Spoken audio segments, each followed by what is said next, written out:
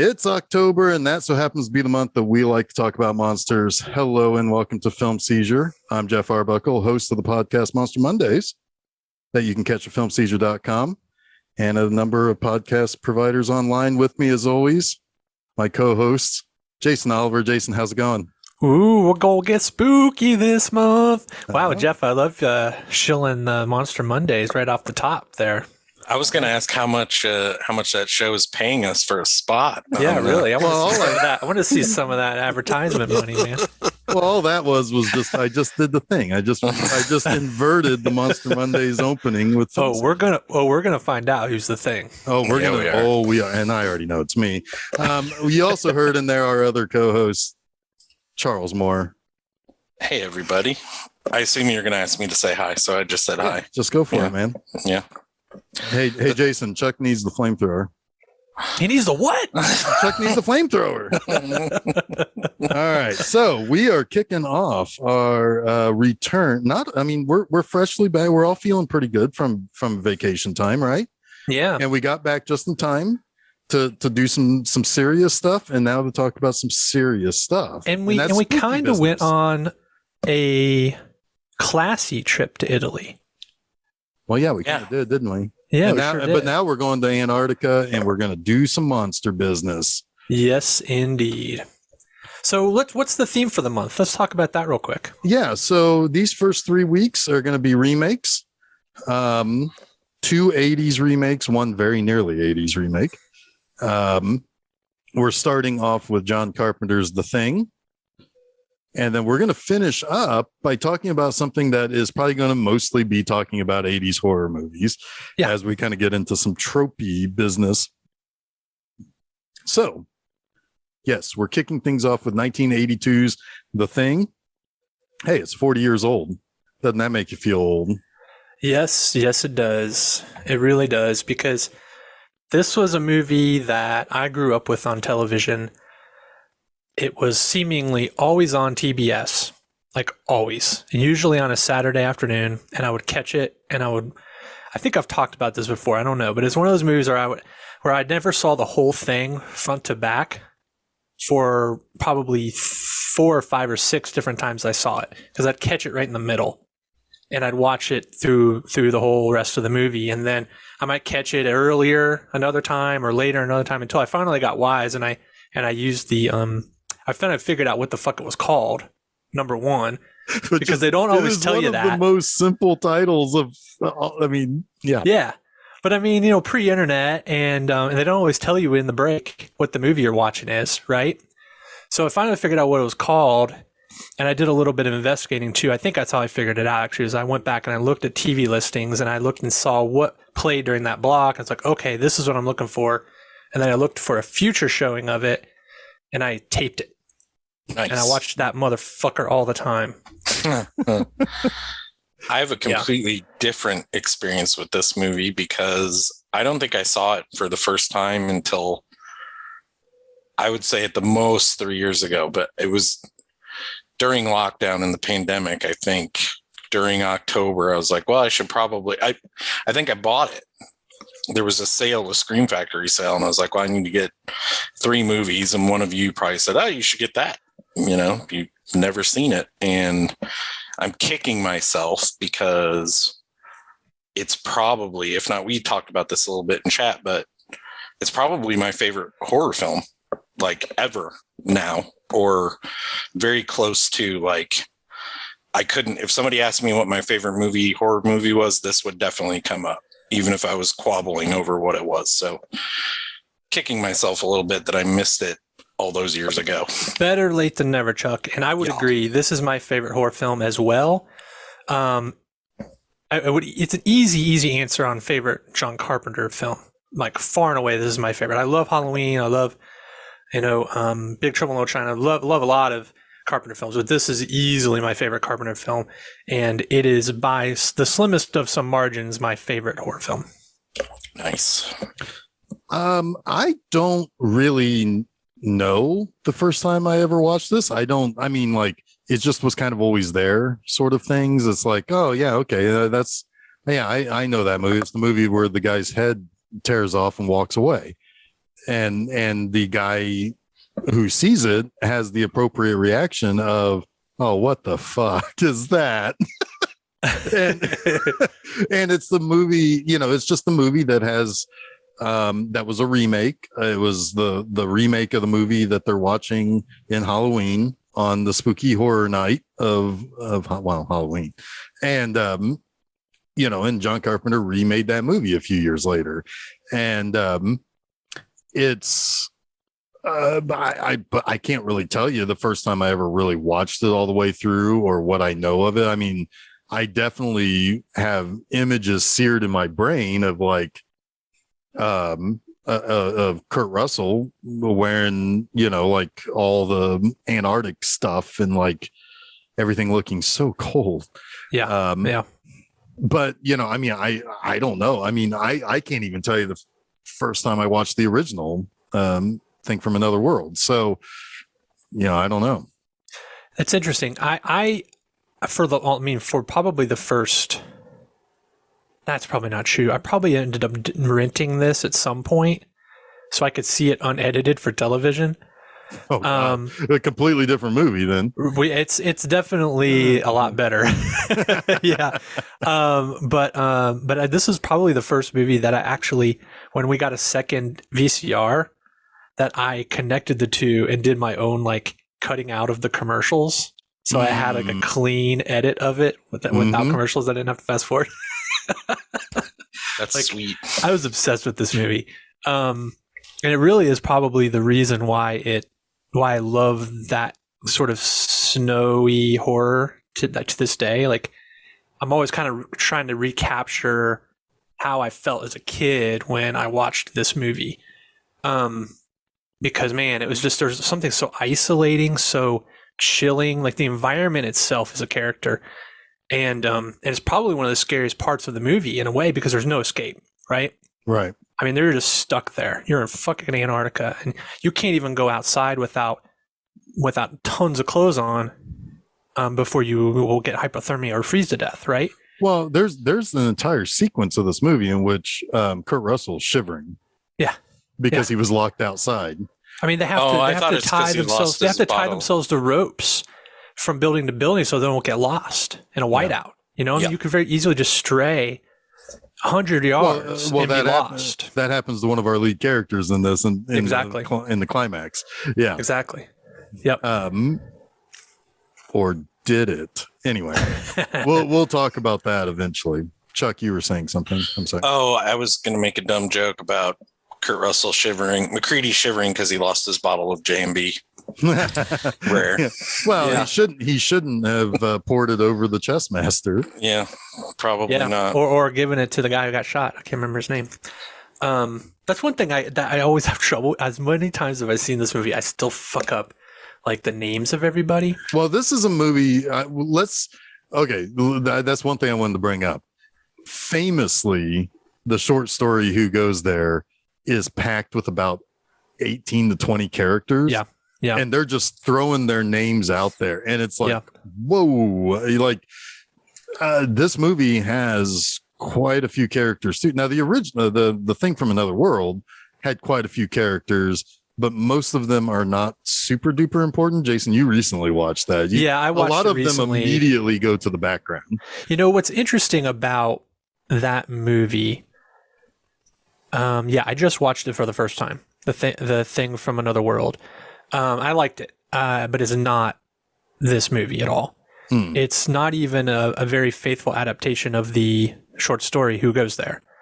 They kind of took one element of that, the discovery of this frozen alien in Antarctica, in an Antarctic station, and thought it out, and it wreaked havoc. But it's more of like a Frankenstein monster who also kind of like is plant-based. It's got this weird sort of like plant-based storyline that is not at all the shape-shifting, but it can reproduce itself in plants. I don't know. It's weird. But yeah, there's a lot of characters in that, and very few of them are mean anything. There's like the main guy who shows up there to investigate. There's his team. The one guy who's always like, hey, I've got a crazy idea. He's the best. Right.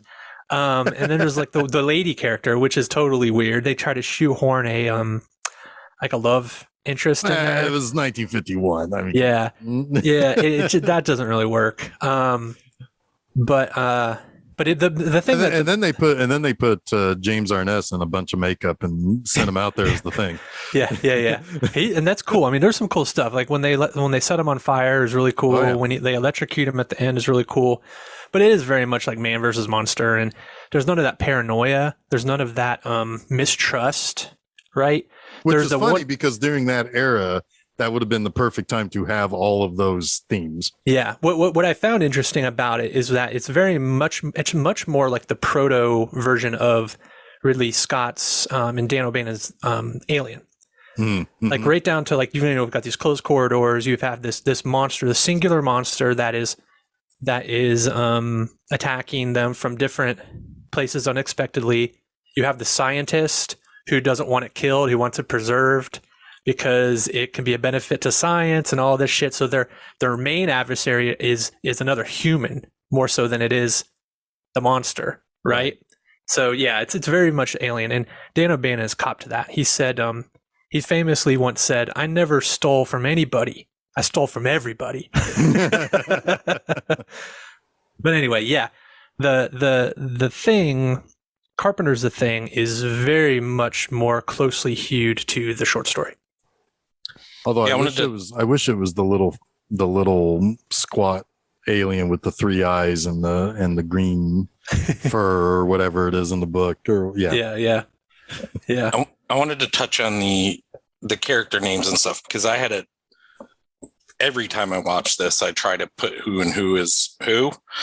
But during this watching, I was like, well, really, it's not important what their names are or what their functions are, because once the thing infiltrates, all that matters is where they are and who they're with. Yep. Like what they actually do or how they actually function within the camp is in disarray anyway. So it lends to your confusion as an audience and your paranoia and all that, because, like someone yells, "Where's Fuchs?" You're like, who the Fuchs is Fuchs? Right. Who the Fuchs is Fuchs is usually when I have to like look up who the Fuchs is Fuchs. Well, yes. Because I can never fucking remember. Yeah. He was the guy originally who was like, "Hey man, Wilford Brimley's going nuts." Yeah. And and I don't think we can find his insulin. Yeah, once I see his face, I'm like, okay. But when I just hear his name and they show his charred body, I'm just like, I don't know who the fuck that is. Well, I know. Is that the guy that was writing in the book? Yes, it is the guy that was writing in the book. Well, I do know, like, okay, obviously McCready and oh God, what's obviously you know it. Look at you. Can't even come up with McCready, Blair, Childs, and Clark are probably like 4 of the biggest players. But I know who Knowles is because that's TK Carter. Yeah, exactly. Yes. The cook. Yeah. I know from the windows to the Knolls, but that's about it. Fuck. I had to. God. Come on, I had to. And what's his name? Is Donald Moffat? He's the commander, right? Gary. Eyebrows. Yeah. The dude that looks like his eyebrows are frostbitten. Yeah. I thought his eyebrows were the thing. He's got one of my favorite moments in the movie too. Like when he finally flips the fuck in the out. best scene in the movie. Yeah, he's got one of the best moments. Yeah, it's great.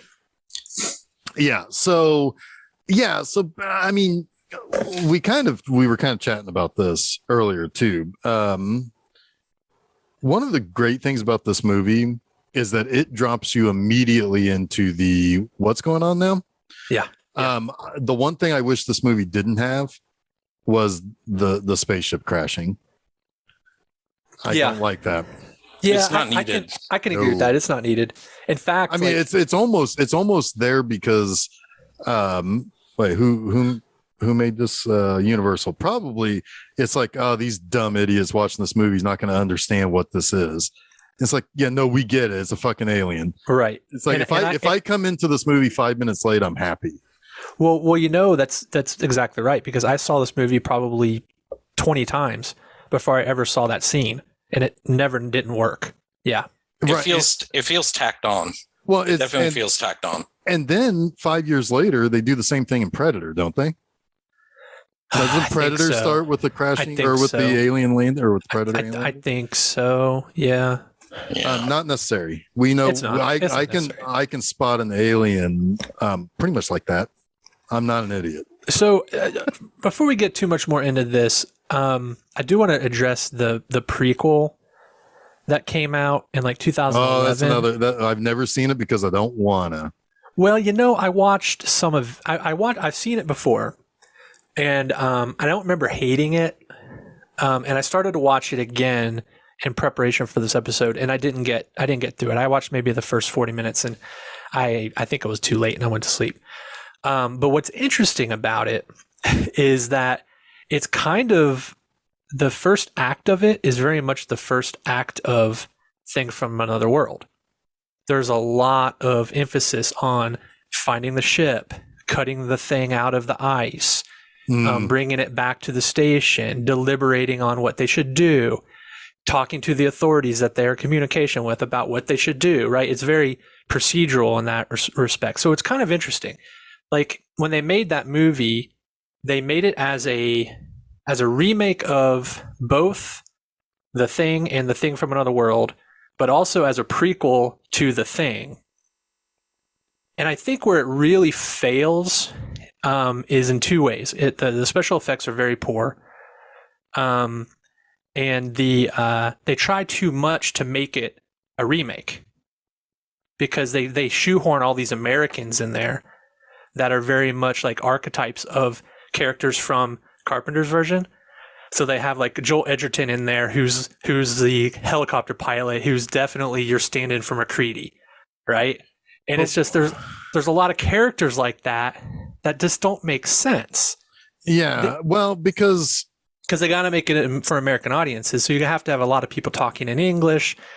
And they explain away the Norwegian at the beginning of Carpenter's film, who doesn't speak English, as he doesn't understand English. Like they make sure you know that right away. Oh my God! Yeah. Well, it also here's the reason why I didn't watch it, because you don't need to know it. You don't need to know that shit. No, I don't need to know. I mean, that's my biggest pet peeve when it comes to these kind of modern day horror movies. And maybe it's something we will talk about, wink, wink, at the end of this month. I don't need to know the origin of this shit. Sometimes a place is just fucking haunted. Sometimes, But the fact is, like, they wanted to make a remake. They wanted to remake The Thing again, right? Right. And they thought, well, if we're going to remake The Thing again, let's also make it a sneaky prequel, which is not a terrible idea, but it was a terrible idea. It didn't work. The execution didn't work, and for this particular story, it definitely didn't work. So it's a snake that's eating its own tail, basically. Yeah, I think so. So anyway, I just wanted to get that out of the way. But is that snake also the thing? Yes. Okay. And it's got that one lady actor who I always mix up. Oh yeah, well yeah, Ramona Flowers. Yeah, no, yeah, her and Ms. Marvel. Wife. Yeah, yeah. Wait, she's Joel Edgar's wife? No, Ewan McGregor. Oh, is she really? Yeah. Huh. I'll tell you what is the thing. Oh, interesting. Good for them. I bet they made beautiful babies. Probably. I'll tell you what is the thing. A dog. What's the thing? Yes. A dog, and it's so perfect. And another reason why you don't need that alien ship crashing in the front, because that would make this scene so much more tense. Like, why the fuck are these people chasing a dog? Yeah. Is kind of what you're supposed to feel, I think. But I feel it anyway. I do too. I'd feel it more if I wasn't like prepped. Yeah. Like they're telling me you don't need to worry about this dog because it's the bad guy. Like it's right. Because it's like, because then you're already screaming at the one guy saying, don't take him in. Yeah. You idiot. I mean, he's the dog's licking his face. I mean, it's like, man, knowing what the thing is and watching everything with the dog before the thing presents itself is so good. Like the way the camera lingers on him sometimes. The under the pool table shot is one of my favorite shots. Wonderful. Like in film. I love it. When it walks into the one guy's bunk and he's in silhouette and it's just so good, man. It's like, it's just like, yeah, it's exactly right. Like, there's something wrong, but you don't know what. Yeah. Right? Yeah. And it's really perfection because, like Jeff said, you're thinking these characters like, don't take this dog in, but it's a perfect vessel. Yeah. Right. Because why would these folks even question the dog? They have lunatics trying to throw grenades at it. Like they're the weirdos. Shooting one of the guys. Shooting one of the guys. Yeah, exactly. And just screaming in a different language. And they're like they're all just looking at each other like, what the fuck is this guy saying? But clearly, there's something wrong. People just don't go crazy like that, right? Right. But the one commander does kind of throw it away. It's like only 1 week in the winter, right? Like they see crazy shit like this, but maybe not quite this crazy, right? And it doesn't sit well with McCready, right? So he's got to investigate, and he does. Yes. Yeah. Maybe we at war with Norway. That's when you find out everything you need to find out, right? That's when you should find out, oh shit, there was this fucking spaceship that crashed. Well, the only thing you see here is the coffin, but it's enough. Like, right. But it looks like a coffin, but it's really. They do go out there, though, don't they? A little later. Yeah, a little later they do, because they, because something brings them. It's the fact that the Norwegians are so like nuts that they blow their own helicopter up. Yeah. And they're like, I don't know, it just says Nord on the side. And then somebody later is like, oh yeah, the Swedes are weird. And like, I think it's McCready. McCready keeps messing it up constantly. Yeah. Oh, is it? Because I thought he was the one who corrected. It's like, no, they're Norwegian. No, the doctor, the other doctor. Okay. There's two doctors, so not Blair, the other doctor. Correct. The actual medical doctor. Yes. Yeah. Because Blair is a biologist, right? Yes. Blair is a biologist, correct. And Fuchs is his partner or assistant or something. Fuchs is the assistant biologist, correct. Yeah. There you go.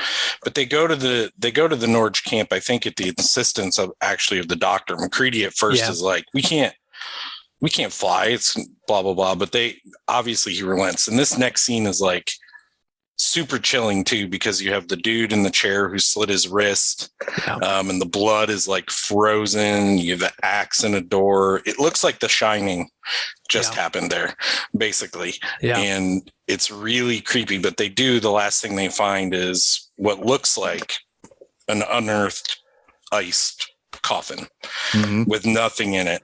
And then they find the amalgam of people outside, and McCready's like, I don't know what it is, but whatever it was, they burned it in a hurry. So that's their first like inkling that something is beyond normal. Like they know something's weird, but something is beyond normal here. Go ahead, Jason. Sorry. I just like that you mentioned The Shining, because I think this movie's closest dance partner, I guess if you could say, like perfect match, would be The Shining. And I think in a lot of ways, because you have that theme of isolation, right? Have that theme of paranoia. Sure, it's more supernatural in the sense of like a ghostly presence rather than an alien, but still, supernatural in a way. You have that that chilling setting. That's sort of like there's nowhere to escape to. Right. You're in the corridors of this place, and if you go outside, you will likely die. Right. Yeah. It's very, very good, like double feature, probably, these two movies together. And The Shining would be one of those movies where I would just take the thing on a razor thin margin ahead of, right? They're right close to each other for me. Yeah. And even though you draw the distinction between like Alien and Ghost, they both are just impacting your mind.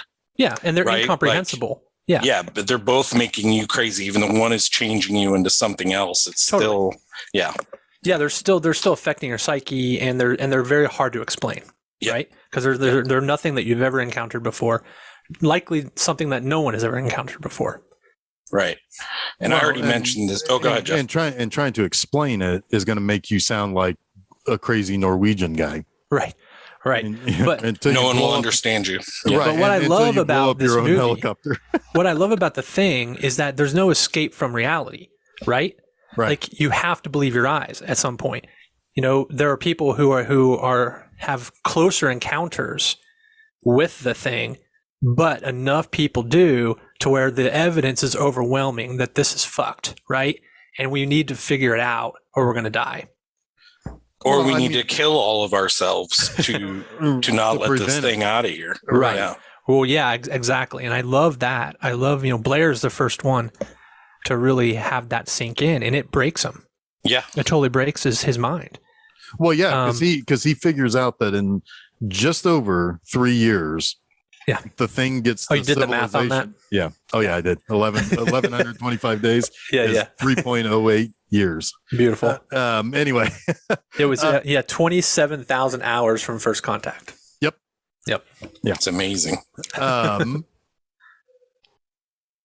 did want to mention again, though, because we haven't even talked about the score yet, just the driving bass line from this movie. It's all it is almost the whole entire time is just that bass line and the dog. It's a heartbeat.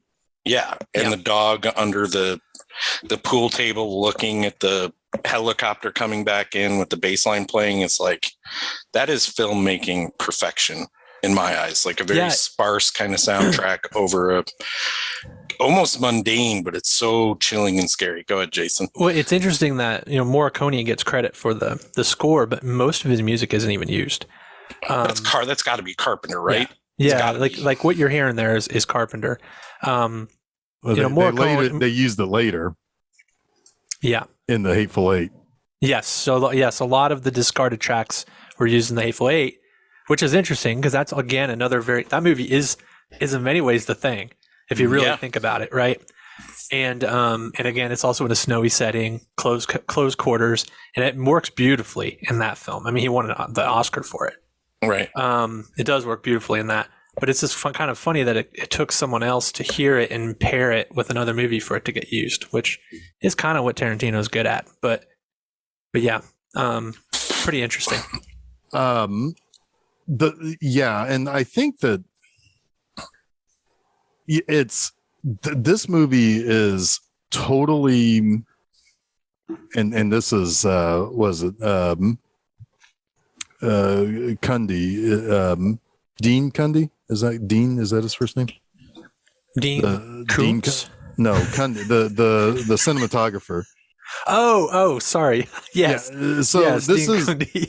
This is very, oh my God. I don't know where I was getting. I don't know. Whatever. This is very much. This is his time to shine because he's really telling the story. Yeah, it's entirely a visual story. Yeah, because you're dealing with a lot of people doing things that you can't trust, that you don't understand what they're saying. Oftentimes, it's a lot of reaction to, like when the thing is put into the kennel with the other dogs, and it all goes gross out on us. Yeah. Like from that point forward, people are acting irrationally for the rest of the movie because it is terrifying what's going on. And the people who see it, because the funny thing is like, who's the guy who becomes the most upset that they're flamethrowing the whole room is the guy who wasn't there, who didn't see what everybody else saw, which was a fucking horror show. Yeah. And, but again, this movie then is, well, and from the very beginning, like Chuck, like what you were saying with the dog just watching the helicopter come back, that thing now is making its plans, and nobody has to tell us that. It just, you can just tell it's thinking through this now. Yeah. And one thing I did want to mention here, because I thought this was cool. It's got to be a technique that Carpenter thought about. There's what you would consider maybe a throwaway scene where I don't even know what he does. Again, who cares what these people do? The stoner guy is watching Let's Make a Deal. Oh, yeah. And right as they're about to reveal what's behind the three doors, he's like, I've seen this before. And he turns it off. It's like a warning to the audience, almost like, hey, you're going to have these doors and we're not going to tell you what's behind them, which is really kind of cool. I thought that is very cool. Yep. Yeah. I don't know. Might be reading too much into it, but I don't think so at all. That feels very deliberate to me. Yeah. Yep. No, and we've already touched upon it, but I think, the whole idea of the paranoia in this is so rich that you can, like, you begin to become paranoid because you're trying to think through this like everybody else. It's like, oh, what happened to this character? Where's this person at? Why did they come in? Why are they reacting the way that they're reacting? You're trying to keep track of everyone and where everyone is. Absolutely. And it's almost maddening because you can only follow the camera, right? Right. Yeah. Oh, totally. Yeah. And to the exception of one specific scene, you don't know where McCready is, or in just one scene. All the rest of the time you're with him, so you pretty much know he is who he says he is, except for that one time they give you just enough doubt. When Knowles comes back, he's like, man, he did something else I wasn't expecting, so I cut him loose. Yep. It's 45 minutes he was gone. So at least every single character was alone or off camera time for more than a half an hour, which means anybody at this point can be the Thing. Right. Not to that point yet in the story, but yeah. But that's not just that, but they're not just, they could be the Thing. It could be replicating. Right. Well, yeah, the Thing is a single entity that could be 9 of them. Right. The way yeah. It's very body snatchers, right? Yeah. Like it's a body snatching type of monster. Alien, it's not that similar. But the difference is that it's not just copying. I mean, like we did the Invasion of the Body Snatchers. That is, it becomes very, very quickly you can find out who is what by the way they act. Yeah, true. This is a perfect copy, and don't reveal themselves until they're in danger. Yep. Which is their fight or flight reaction. It's, which of course brings up the big blood test scene, which is, that's still a good jump scare. 40 years on. Well, there's 2 like real close to each other that get me every time. Yeah. The blood test scene and the defibrillator scene. That's nuts. Yeah. That shit is nuts. Fucking great, man. Fucking great. That scene. I mean, I know it's so it doesn't really cause me to jump, but it's like, it's one of those ones where it's like, I just chuckle at now because it's like, oh my God, this has gone haywire. Like everything is fucked at this point. It's like bodies are eating hands. Yeah. Let's talk real quick. Unless you had something to add there, Chuck, go ahead. No, go ahead. About what leads up to the blood test scene. Because this is, we touched on it already with Kurt Russell. He's been out of pocket. Right? McCready's been out of pocket and they don't want to let him in. And he breaks in. And this is, I feel like, when the moment in the movie where it goes full paranoia, right?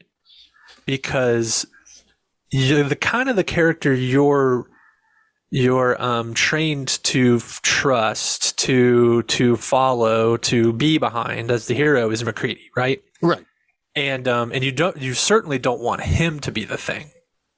No, but you don't know.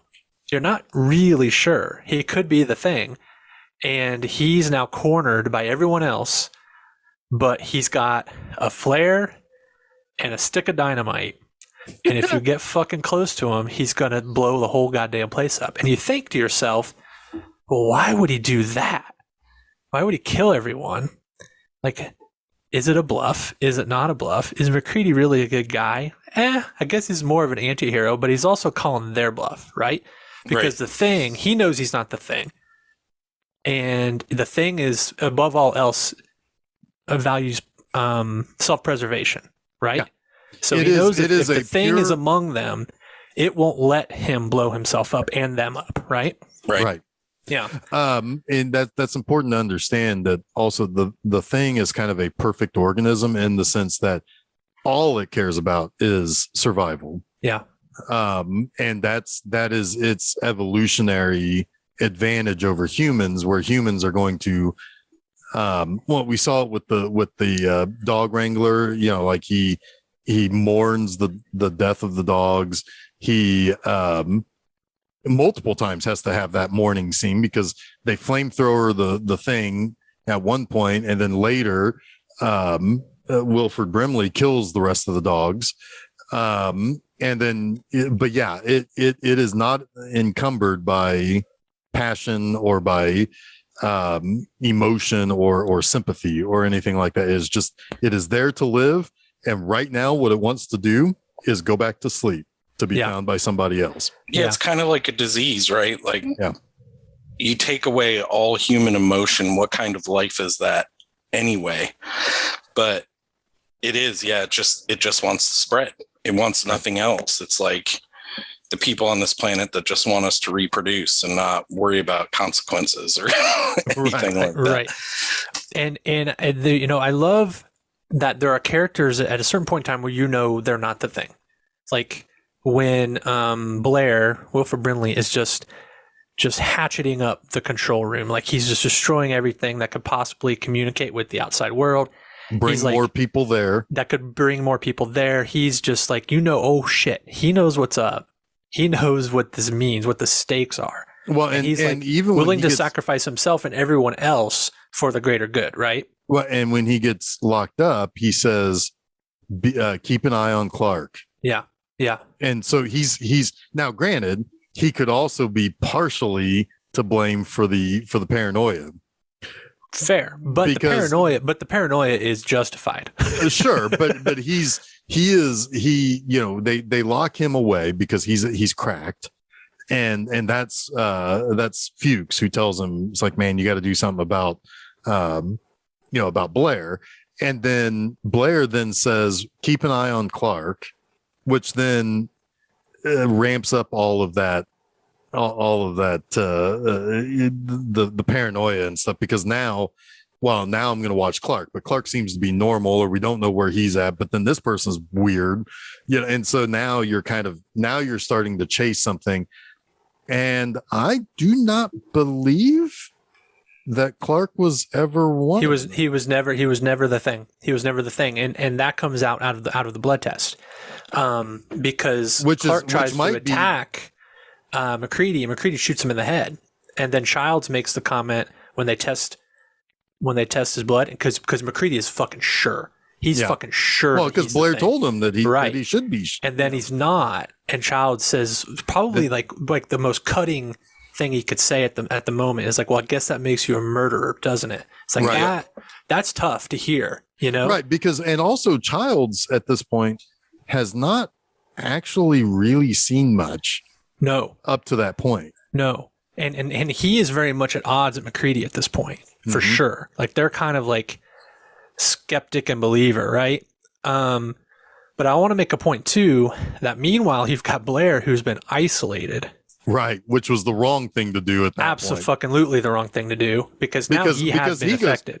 Because then he goes off to try to build a fucking spaceship. Yep. Out of junk. Yep. Yeah. He's gonna take that shit to the masses. Yep, exactly. Right. To the moon. To the moon. It is interesting too, and McCready has that moment where he's sitting with his bottle and J&B and the tape recorder, and he keeps erasing what he says. Yeah. And re-recording over it. And it's like, wait a minute, is he trying to doctor the story so people don't know the thing got out of here? Is he the thing now? Yeah. Right. It's really kind of interesting. Like, why would he delete that they're all paranoid of each other? That doesn't make sense, but it's pretty interesting stuff. Well, what it could do is that, I mean, maybe more than anything is that he's trying to cover for any deaths that will happen. Yeah, I don't know. Yeah, I really don't know his motivation at that point. For me, it seems like just a way for the story to make you question him. Which is kinda, sure, it's a script. It's a scriptural red herring. Let's put it that way. Yeah, a little bit. Yeah, it's. But no, I mean, I could very easily see. It's like he knows that not everybody's getting out alive. Maybe none of them get out alive. He certainly realizes that by the end. Yeah. So he's, I mean, that's kind of a bummer at the, once, like, basically the third act begins with him saying, none of us are going to get out of here. Yeah.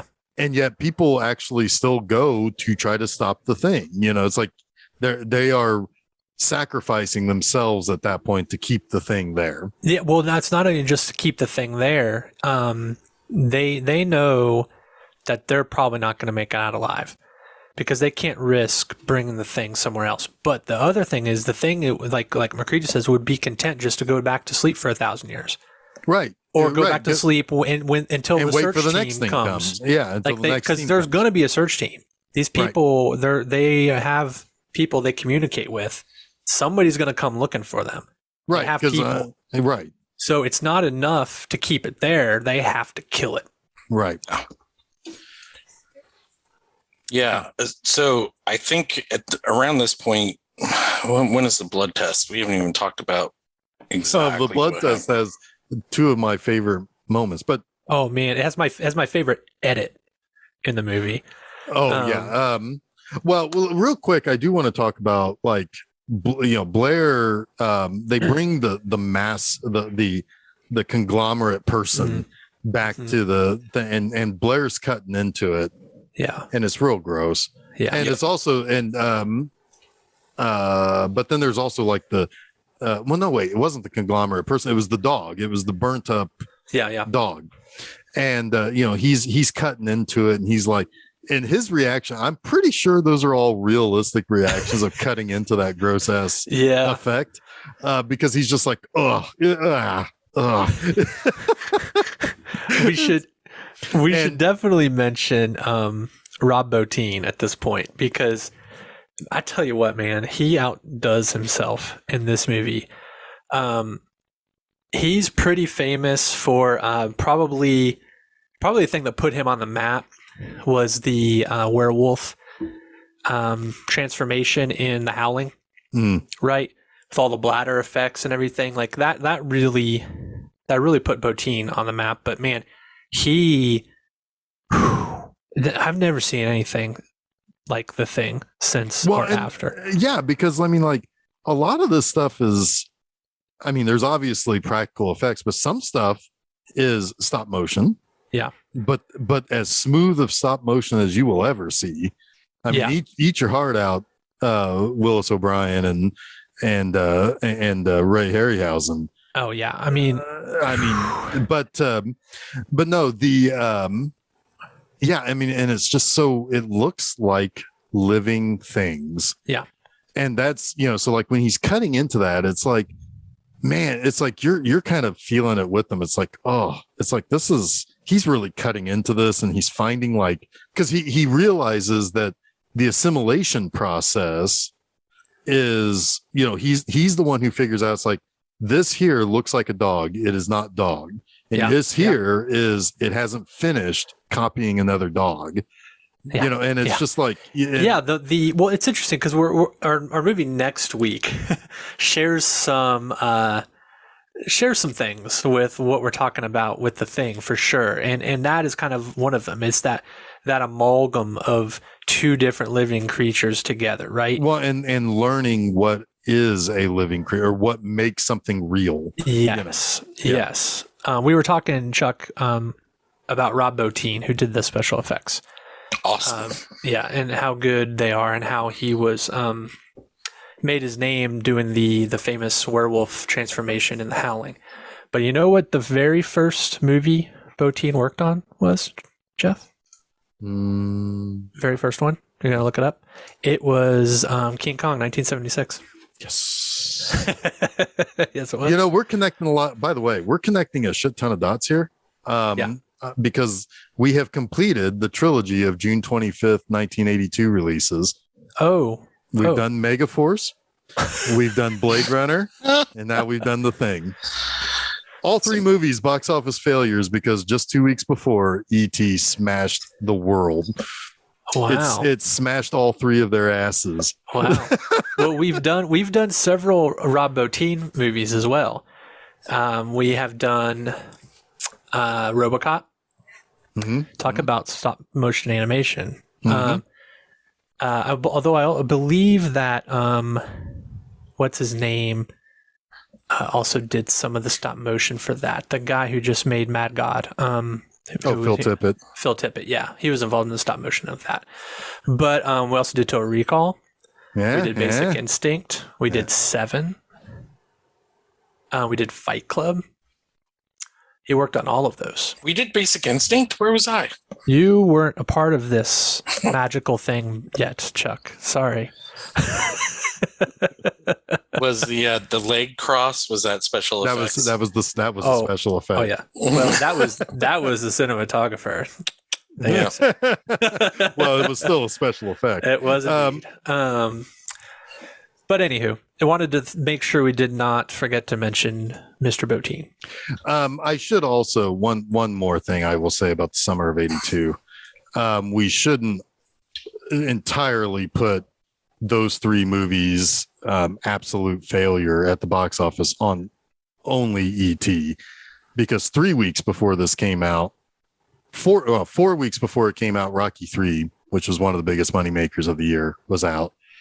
3 weeks before, Poltergeist and Star Trek II, and the week before, Firefox. All of those movies were successes. Firefox was a success? I believe so, yeah. Interesting. I've never seen that. That's Eastwood, right? Yep. Oh, yeah. This was, yeah. It was a success. Yeah. Probably. I want to mention something else. It was also very well liked by the critics, too. The 25th between the three that we've done, not very well liked by the critics or by audiences at the time. I wanted to mention, too, that we talked a little bit about how The Thing from Another World didn't lean into those like Cold War paranoia themes as much, and it really should have. The original short story definitely did. Who Goes There was it was written in 1938, so not really Cold War. That's pre-World War II, right. But it was definitely playing in on a little bit of that, like fear of the unknown, fear of. It was probably playing more into nationalism. Yes, paranoia. Yes, most definitely. Like we need to insulate ourselves. Right, the other. Right, fear the other, and that was kind of a very prominent theme too, because the thing that story is most closely compared to is And Then There Were None, the Agatha Christie story, also known as 10 Little Indians, also known as 10 Little N-Words. Yes, that was the original title. Wow. Because that was a nursery rhyme. Oh my God. Yes. But that is a very famous story, and that is really like what a lot of these types of movies are replicating. Like I would argue that even Tarantino's Hateful Eight is more of a And Then There Were None remake than it is a The Thing remake, if that makes sense. Sure. But they're both very closely aligned. Interesting. All right. Blood test scene? Yeah, well, slight catch up. Okay. Very quickly. McCready, or Fuchs, finds a suit with McCready's name on it that's been torn up. So it makes him look like he's right when you're the Thing. Yeah. Yeah. Because McCready had just recorded in his little tape recorder that it appears to go through your clothes if it has to. Yes. And at this point, Childs is starting to believe a little bit of this voodoo bullshit. Oh, yeah. You don't believe this voodoo bullshit? So we have that. Fuchs disappears. This is the famous where the Fuke is Fuchs scene. But Fuchs seems to just kill himself. He tortures himself to not become the Thing or whatever. So they find his body, and then they go talk to Blair. And this scene is so cool because Blair has a noose like that he's speaking through, basically, like he's considered offing himself, and he's still saying, please, I'm not going to hurt anyone, just let me back inside, please let me back inside. And McCready's like, nope, you got to stay out here, basically. And while all that is happening, when they find Fuchs's body and everything, McCready notices that the light is on in his place. And he's like, okay, me and Knowles are going to go up there. We're going to take a look. This is the scene where they're gone for 45 minutes. And we've lost track of McCready for a while. We come to find out that Knowles cut him loose because he found the suit that Fuchs found, and Fuchs, I guess, stuffed it into or somebody came and stuffed it into his fireplace. So Fuchs cuts him loose, or Knowles cuts him loose and comes back. McCready's stuck outside. And then we have the scene that we talked about earlier where he comes back in and has the standoff with the flaming torch. Ooh, there's a scene that we've skipped over that I want to touch on real quickly. It's one of my favorites. It's one of those moments in a movie where it's like, there's just no fucking doubt at this point. There's no more fucking doubt. And it's the scene with Bennings where he's been outed as the Thing, and he's in the snow outside, and they're all standing in a circle around him, and he's like starting to change. Oh yeah, because he's been threatened, and McCready kills him with the flare, and he just goes up in fucking flames. Oh, that is just the best. It's like, we're fucked. Like, you guys are all fucked, and now you know what you're facing, right? And there's really no way you can turn away from it. It's good.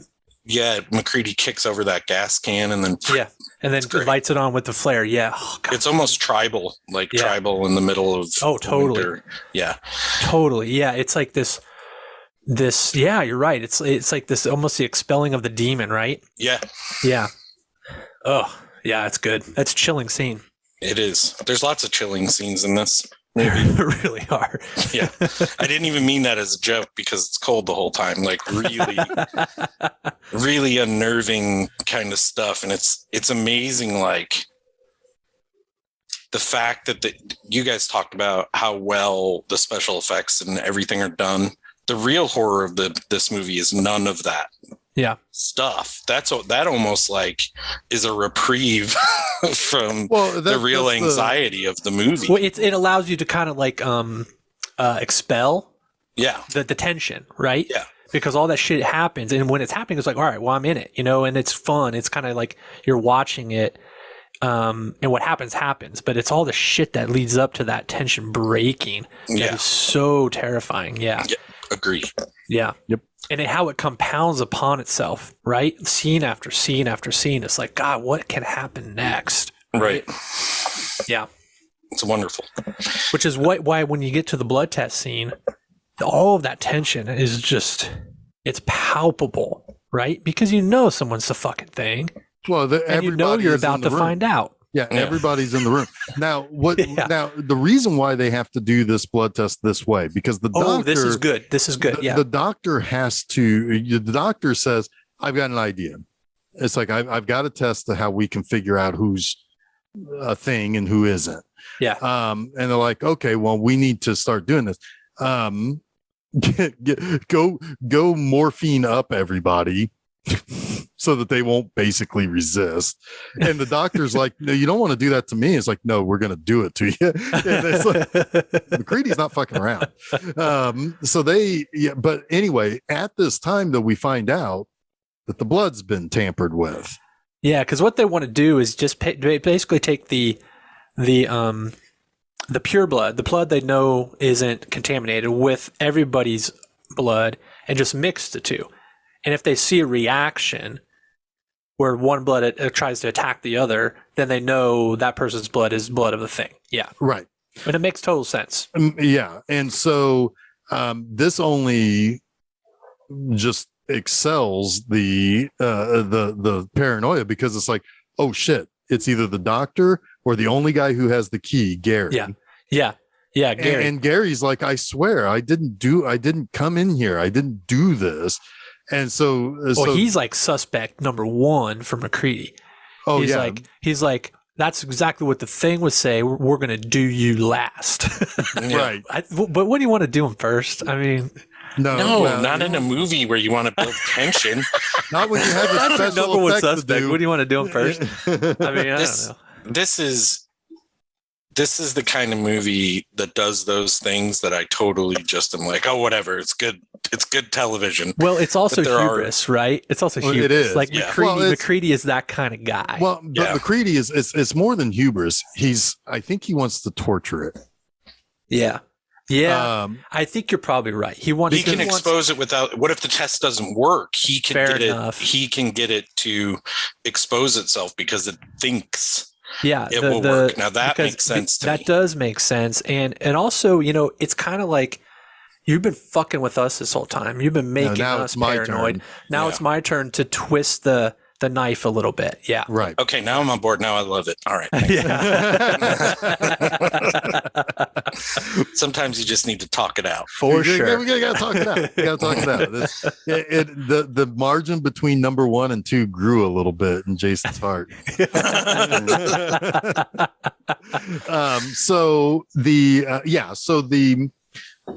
Basically it's I've got a flamethrower, and by the way, Kurt Russell's still shivering. This is like maybe 2 hours after he's been locked out, and he's still shivering. He's still got little ice particles on his mustache.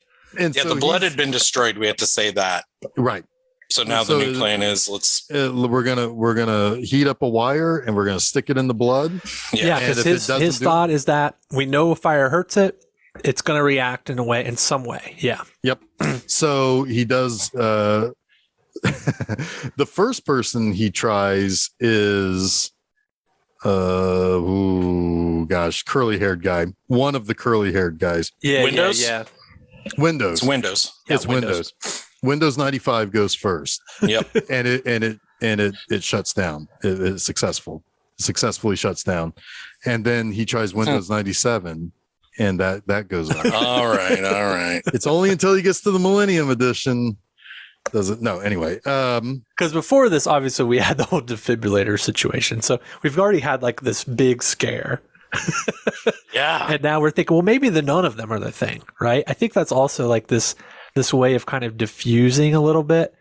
It's thinking like, well, maybe what if they all pass the test? But of course, that's not going to happen. But they could theoretically at this point. They could, because chest cavity Vance, whatever his name was, could have been the last of the thing.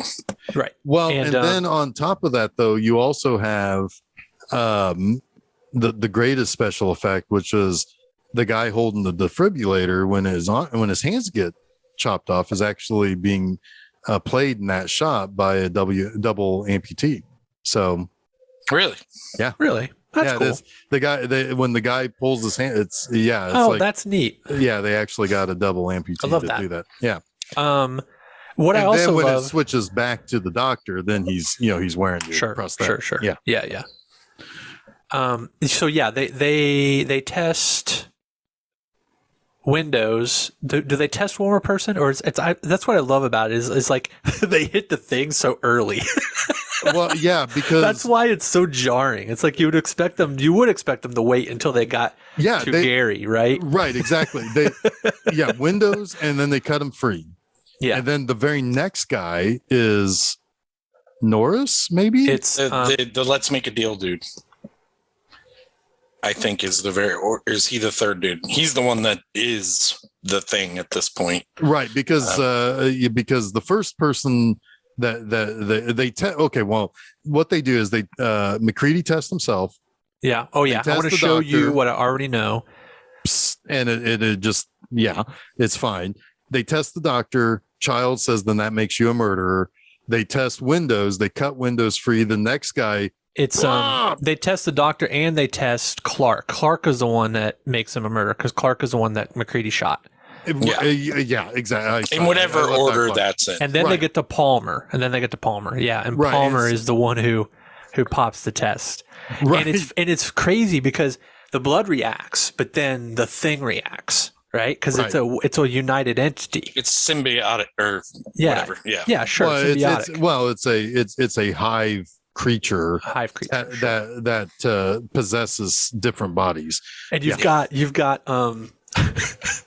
got Gary and Childs who are still, and also tied Knowles to the bench, and Knowles they're too. freaking I think, right? out. They're on like a seesaw. Yeah, Knowles, they're all still tied together, and it's like going crazy. So then finally, but then McCready can't get his flamethrower to work. Yeah, while the thing is eating Windows.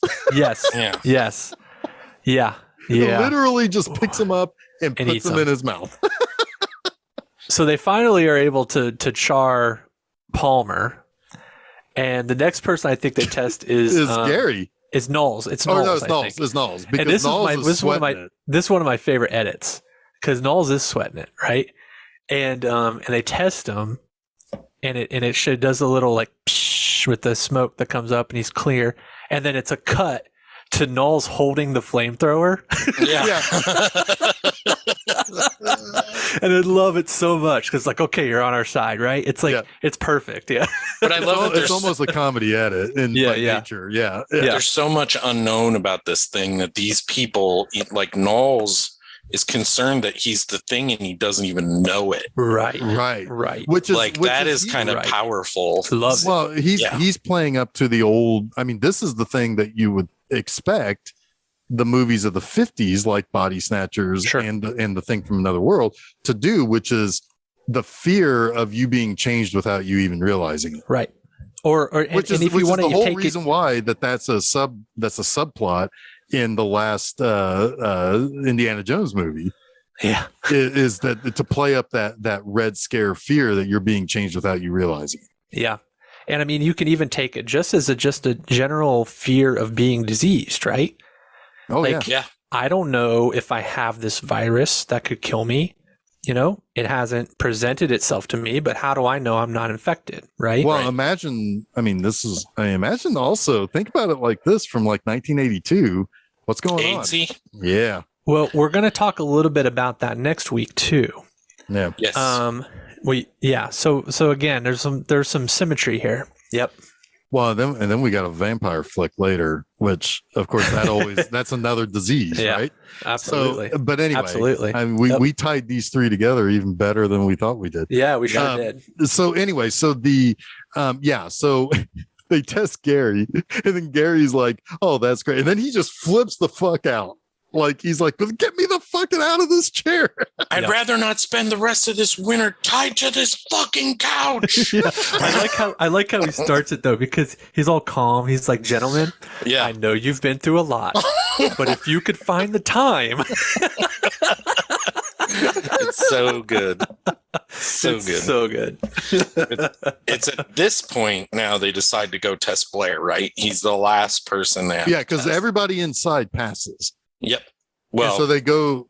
Everybody else inside passes. Yeah. Right, well, right. I mean, like, because at one point the fucking pretty much anything that was a thing is now dead inside. There's a moment here where you think maybe they've overcome this, but they have to go test Blair. And once Blair, he's gone. He's gone. And what do they find He's out? Building a spaceship. Building a spaceship in a cave underground. Out of helicopter and parts. Yeah. Whatever parts. Yeah, and he got busy fast with the fucking Shawshank Redemption down there. I have a question. He dug out that whole tunnel real quick. I have a question about this because it calls into question, how long has this been going on? It feels like a day. Yeah, it does. Could Blair really have done all that in a day? Maybe the thing's got like super speed building skills, like digging and building. Well, speed. if you think about it, it could have just been a day. And it doesn't have to just be Blair. Others could be digging for him while they are still the thing. We just honestly, don't see them we don't even know. Who knows? I mean, maybe that shack was built on you're right. It could have been a basement type deal anyway, right? Yeah, you're right. Or maybe that's part of the research is that they've dug into the continent, But he still built that ship really fast. But he built the ship pretty fast, yeah. Yeah. Well, it wasn't quite finished, but the thing got all the way here. So, I mean, you got to think that there's some advanced knowledge. Sure. Right? I mean... Well, it's definitely using that advanced knowledge, yeah. Yeah. Yeah. And this is kind of where my notes end because it's all frenetic. Oh, yeah. Very so much at this point, So at this point, we have McCready, we have Knowles, we have Childs, we have Gary. Yeah. Against Blair.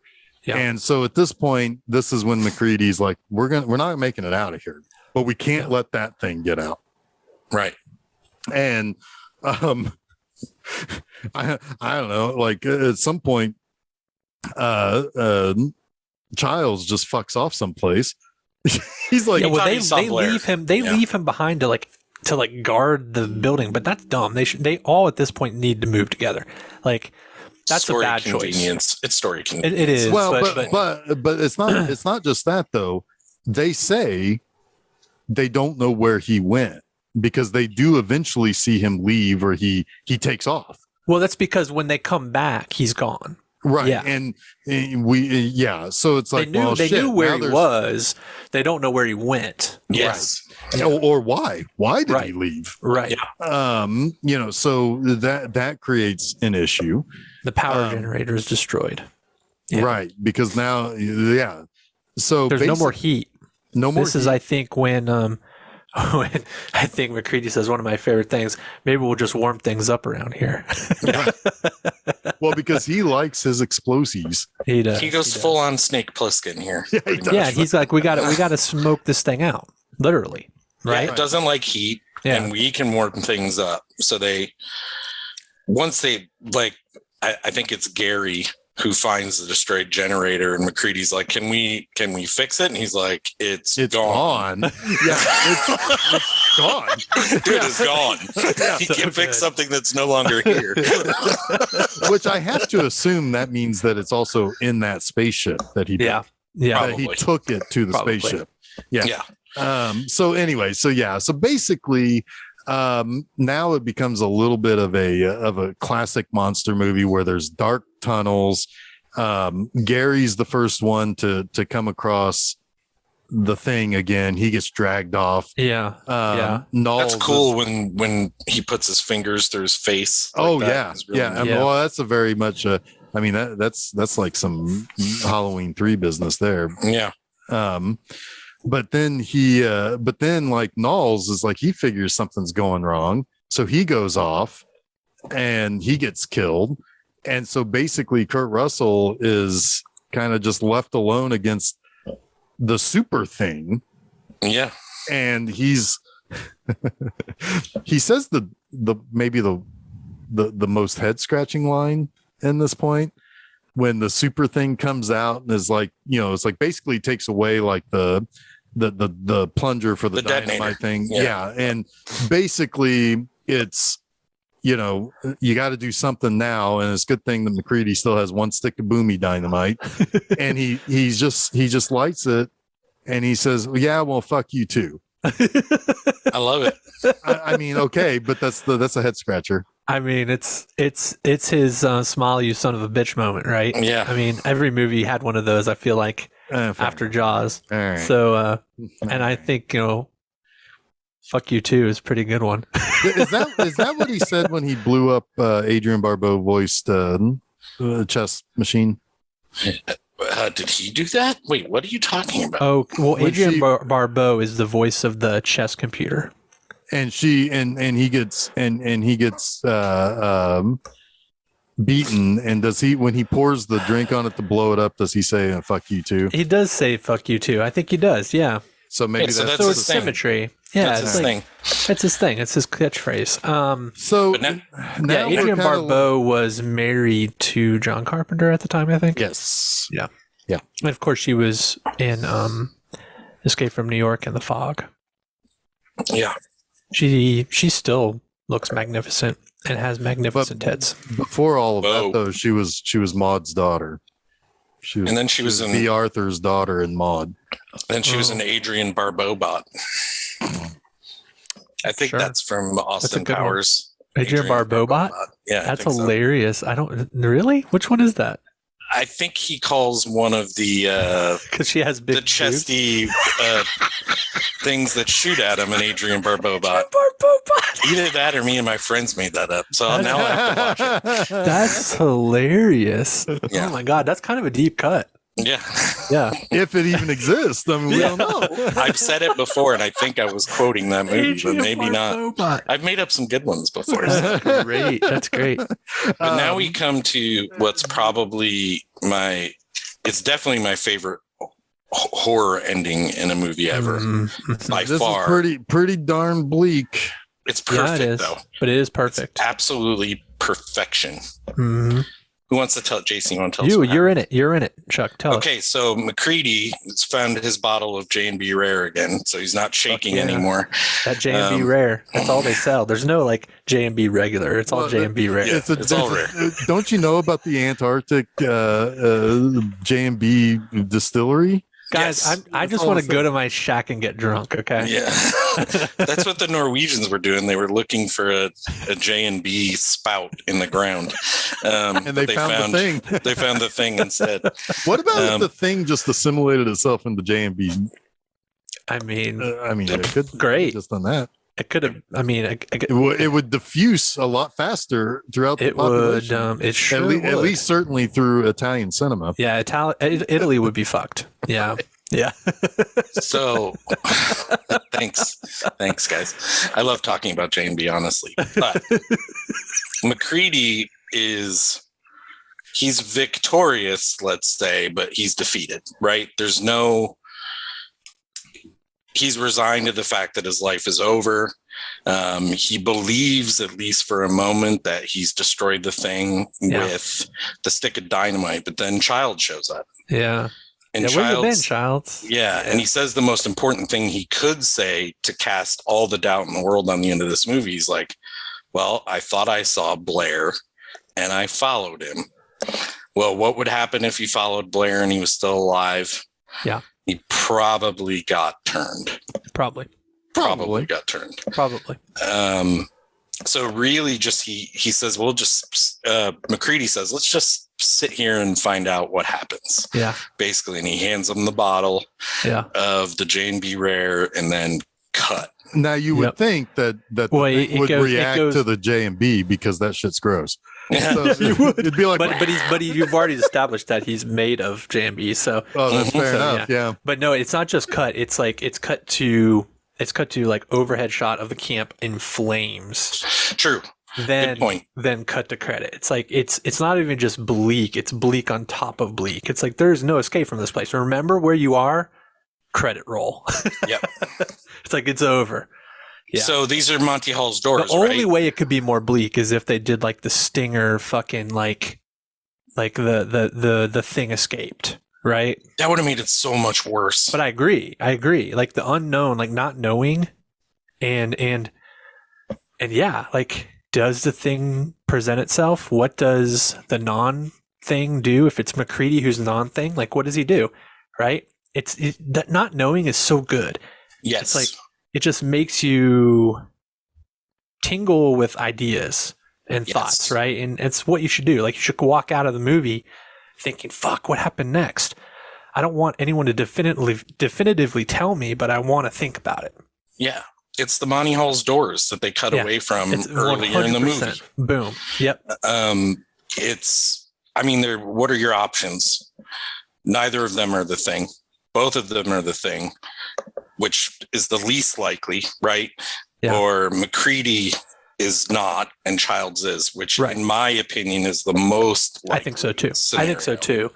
And that's the most interesting. Yeah. Right? Because MacReady has nothing to fight with anymore. Right. And he's going to do something. He's going to try and bring the ship down more than he already has. Yeah. And can the thing survive? I think it can, right? Because it could probably easily kill MacReady at this point or take over MacReady and easily get to some semblance of cover and freeze itself. Yeah, I mean, it's like the camp on fire, I think is supposed to give you some sense of hope that the thing can't escape these flames, but I don't think that's necessarily likely. Yeah, and the flames are far enough away from them that you can still see the thing escaping. Yeah. And it really adds, like, if you put this movie in our world, right, it makes you think that somewhere frozen in Antarctica, this thing is still there. Yeah. Just waiting. Just waiting. It's probably... I think the first time I watched this film, I just stared at the credits. Like the entire run of credits, like, oh my God, what did I just witness? Yeah. That is so cool. I've read theories online, but I honestly don't really care to know. I like to know what people think glimmering in the eye of Childs or whatever. Well, the fact that you don't see his breath. Yeah, that's too. That's the big one. That's the big one I hear. Yeah. It's all, that's already kind of reinforcing maybe what I already believe, but I don't need it. Right. Right. And I think I read too that was just a gaffe anyway. Yeah.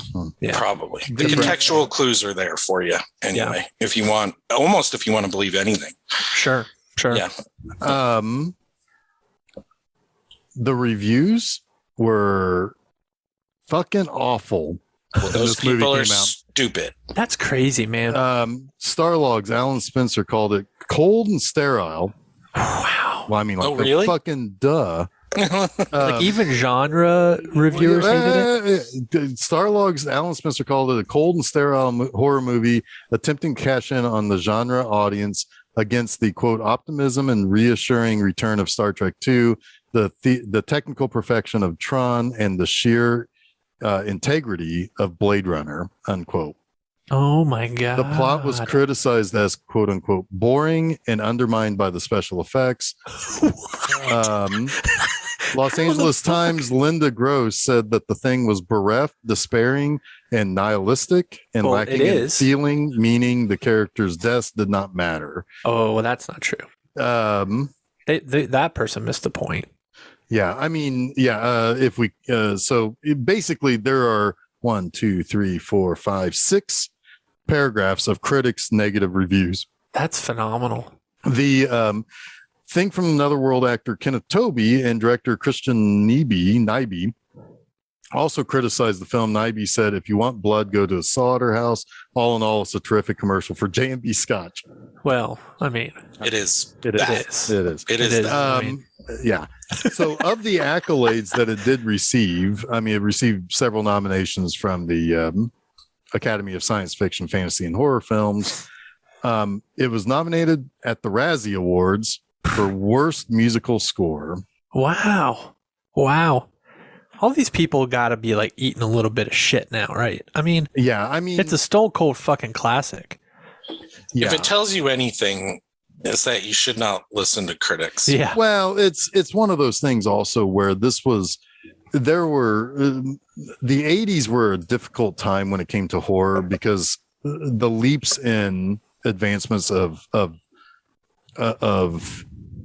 effects changed the perception of how people viewed these things. And I don't understand how anyone could be negatively critical of the special effects in this, though. That makes no goddamn sense. No, what they were critical of is gore.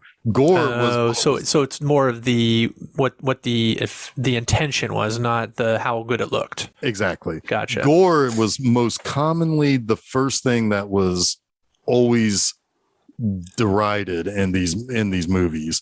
But that doesn't excuse people who said it's boring. They just have no pulse. Well, no, but right? The thing is that the first time you see anything, most critics of the time, which are a lot different than 40 years later, obviously, but most critics of the time, the moment that gore happened or something overtly bleak would happen in a movie, in any movie, they usually shut down on it, and then everything was awful and boring and stupid. It sounds to me like this was a lot of this was still during a time where people weren't used to the fact that since the late 60s things were shifting to be less cheery and bright and everything was going to work out and everybody was going to have a love interest at the end. Then why do we care what they said? Why do we even give them any attention? Well, I mean, I don't know. I just thought it was honest question. I'm not saying you shouldn't. Go ahead. I mean, I don't, but I do think it's interesting as a time capsule.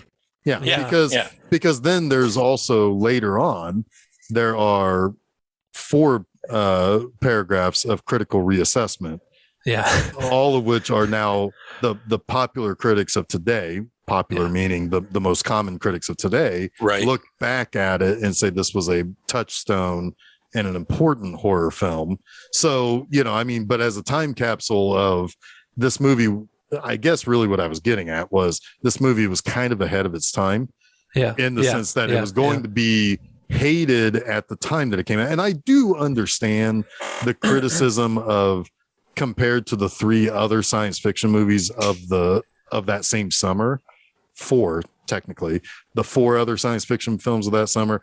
The Thing is the one that could get lost at that time because Blade Runner is so immersive in its setting.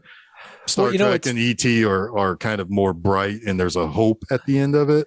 It's funny though, because it's like a lot of those movies got dumped to basic cable early, and they were probably cheap, and they had their reassessment because a lot more people got to see them, and a lot more people grew up with them. Exactly. Like Blade Runner is another one. Like The Thing that I would catch like on TV all the fucking time. Well, like Tron is seen one. Tron, absolutely. Tron was the one of all those movies Yeah. that probably had the best reviews because of how, talk about ahead of its time. It was leaps and bounds. It was decades ahead of its time. Whereas The Thing was probably only about 10 years ahead of its time. So it's interesting. Like, I'm kind of glad it was a critical flop and box office failure because it meant I got to see it, right? And I grew up with it because of that. If it were Star Wars, it would only show on CBS like once a year in prime time, you know? You would have watched the Thing Christmas special instead. Right. Oh my God. That I think I want to make needs to be made. I want to actually needs to be made. I think we should call Joe Badon and say, let's make the Thing Christmas special. We would get an instant yes. I want to resurrect B. Arthur to sing at while she's serving J&B Scotch to everybody. Oh my God! Oh my God! I love it. Also, real quick, this is shown every year at the Amundsen Scott South Pole Station. I don't know if I worked there. I'd want to watch it. But anyway, that'd be like, let's watch Airport while we're flying to fucking Los Angeles or something. No, like on the plane. Yeah. Yeah. No, thank you. Remember what was that movie? Where it's based on a true story about the plane, the whole roof of the plane came off and they had to land the plane. I remember watching that. It scared the shit out of me. Next time I fly to South America, I want to watch a live. So I can eat my neighbor. Next time? Next time. Yeah, I fly there all the time. I live a whole secret life, guys. Don't worry. Fair. Anyway, so no, I mean, but yeah, this is one of those movies. And by the way, it's been sequelized many times over from Dark Horse Comics. So if you guys want to find out more, you can. I always kind of wanted to play the board game, though. That looked fun. Yeah. Oh, well, yeah. That's good. Probably ends up being something like Secret Hitler. Yeah. I have a Shining board game, too. We could play sometime. I have a Shining board game, too. Ooh. Yeah. I bet that's fun. Yeah. Anyway. Did we do it? We did it? I think we kind of did it. Yeah. I will say Carpenter's next movie. Next two movies, both Christine and Starman, received much better reviews. They did receive very good reviews, and Starman's got the only Oscar nomination. How were the reviews for Escape I really from like New Starman. York and The Fog? They were pretty good too, weren't they? No, The Fog was awful.